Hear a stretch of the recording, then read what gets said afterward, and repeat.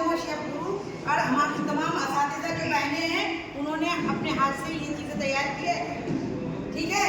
और इसी बेस पर हमने ये बहुत ही छोटी सी टूटी फूटी लगड़ी उड़ी अपाइज कहानी तैयार की है।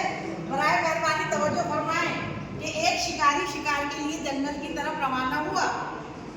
जंगल के दरमियान पहुंचने से ख्याल आया कि वो बंदूक ही भूल गया। नहीं दिखे बंदूक दिखी, बंदूक ही भूल गया। फिर उसने वक्त गुजारी के लिए जंगली फूल इकट्ठा करना शुरू किए। ये जंगली फूल भूख लगने पर काले चने कोट में डालकर खाना शुरू करते हैं। कॉमेडी हो रही है, बहुत बढ़िया। चलते चलते नदी किनारे पहुंचा, वहां उसे 2 कश्तियां दिखाई। 2 कश्तियां, ये एक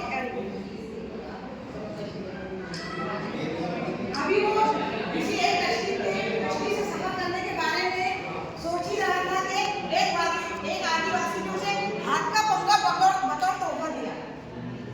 हाथ का पंखा बदले में उस शिकारी ने एक कली उस आदिवासी को लौट दे दी।